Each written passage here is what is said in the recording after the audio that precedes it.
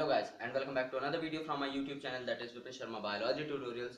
And today we are talking about the first step of the search of genetic material. Before few years, many scientists are fascinated about the genetic material, that how characters are transferred from one generation to the another generation via the means of a genetic material. So the search of the genetic material has started, and the first step was taken by Frederick Griffith in 1928. In 1928, Frederick Griffith has done many experiments on pneumococcus. Pneumococcus was also known as Diplococcus pneumonia or Streptococcus pneumonia. The name is quite simple. Coccus simply means ball. A single ball is known as cocci. Diplococcus means two, since diplo, that is di, means two. Strepto means in chain. So if we will talk about the Streptococcus pneumonia, which is the main causative agent of disease pneumonia, is like this. All the cocci are arranged in a particular fashion in the form of a chain, which is known as Streptococcus. So he has done many experiments on Streptococcus. His name was Frederick Griffith. Now the Streptococcus pneumonia, which is the main causative agent of pneumonia, has two different strains.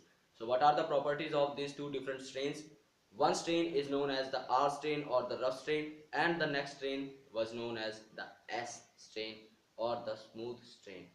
So there are some sort of differences between the R strain and S strain. So let us look at what are those differences. R strain produce rough colonies. Such cells are a little bit rough.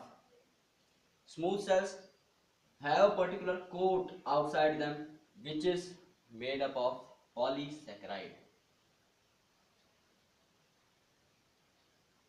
So a polysaccharide coat is present outside the cells of cocci of S strain bacteria, which is absent in R strain bacteria.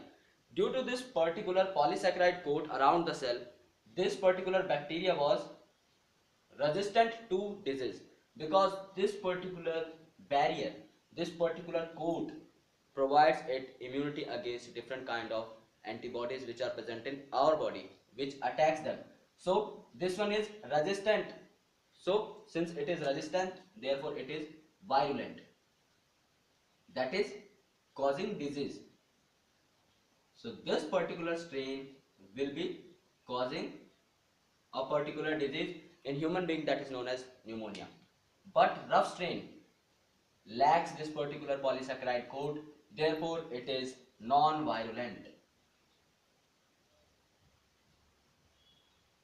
So it does not cause a particular disease in human beings. So what is the experiment of Frederick Griffith? Let us start. Frederick Griffith has taken the two strains of a particular bacteria, that is known as pneumococcus, and he has checked these particular bacteria on mice. So this is a mice, and firstly he has put the R strain bacteria. He has injected R strain bacteria into the body of mice. Since this one is non-virulent, that is not causing a disease in human beings as well as in other organisms, therefore the mice was live. After that, he has taken mice and injected S strain bacteria. We know very well that S strain bacteria or the bacterial colonies were surrounded by a particular polysaccharide coat. Therefore, these are virulent, that is causing disease in other organisms. And if they are causing disease, the mice died.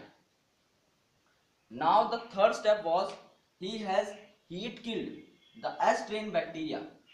Heat killing is a particular process in which a particular bacteria is killed via increasing the temperature, so that most of the things which are constituting that particular bacteria denaturates due to the increase in temperature. Therefore the bacteria become inactive and does not able to cause a disease. So when mice plus heat kill S strain bacteria are inserted in mice, the mice would live, because these are inactive.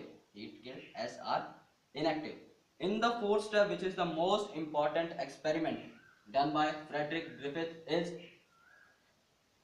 he has done experiment on mice. So he took mice and injected R strain bacteria into it. plus heat killed S strain bacteria. So he has inserted R strain bacteria as well as heat killed S strain bacteria into the mice. Now both of them are inactive. R is non-virulent as well as heat killed S is non-virulent because it is inactive. But the mice died. Now what does this particular statement concludes? What is the final conclusion of Griffith's experiment? The heat killed S strain bacteria which are not virulent, and R strain bacteria which are also non-virulent, causing virulence, therefore causing pneumonia in mice, due to which it died. How?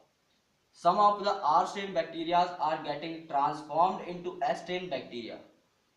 This is the conclusion given by Griffith. Some of the R strain bacteria are getting transformed into the S strain bacteria which are virulent, therefore they are causing disease in mice.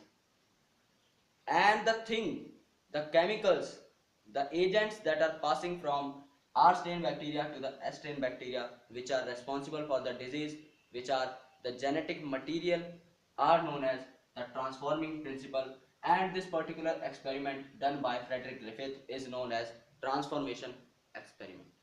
Quite simple. So what he has done? Here is an experiment on mice and pneumococcus bacteria in 1928. He has took two strains, one is non-virulent and another one is virulent. Now he has done this 4-step and concluded that some R strain bacteria are getting transformed into S strain bacteria that are causing virulence. Therefore, the mice died of pneumonia. Now this experiment was over. So the verification of this experiment was done by 3 scientists. So the 3 scientists are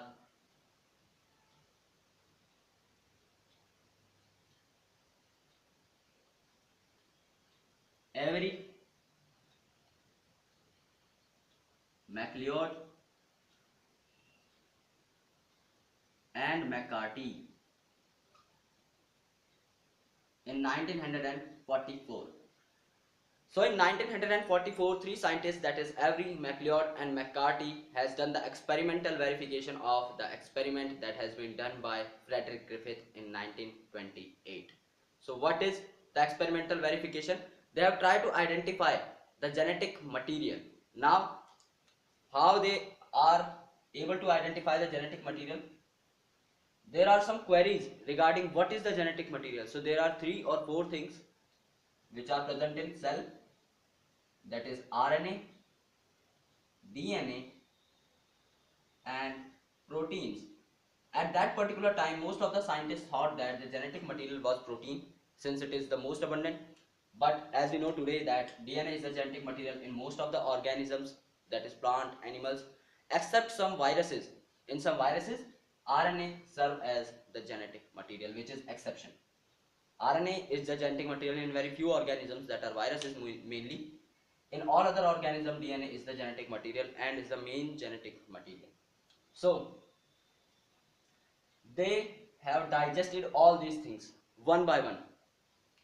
So in the mixture of RNA plus DNA plus protein, they have digested them one by one, so that the genetic material is the one by which the effects are not produced.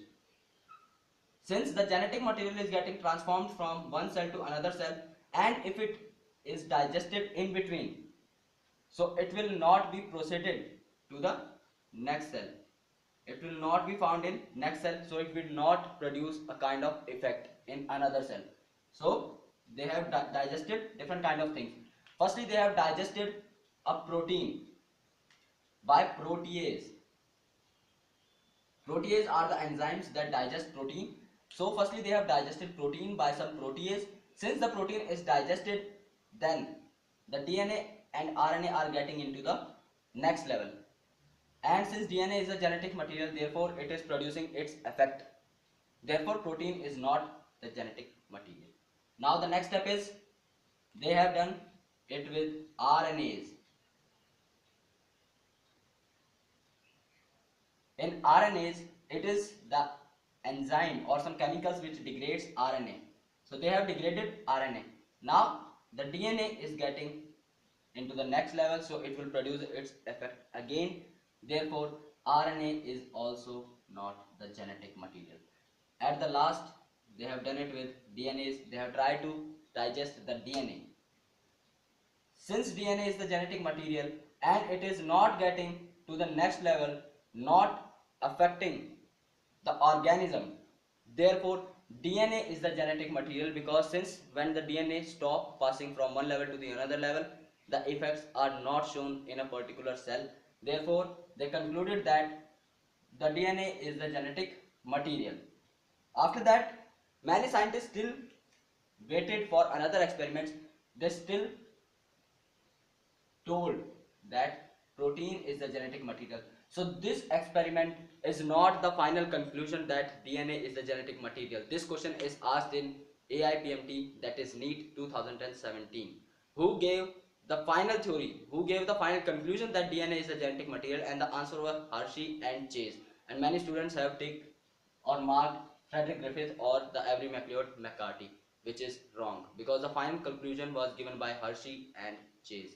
So this is all about the transformation principle or the Griffith's experiment, which is also one of the most important question in 5 marks for board examination students. So I hope that this particular video is going to help you a lot in your examination. If you are new to my channel and watching my video for the very first time, then hit subscribe button, and if this particular video is beneficial for you, then hit like button. Thank you so much again for watching this video, guys.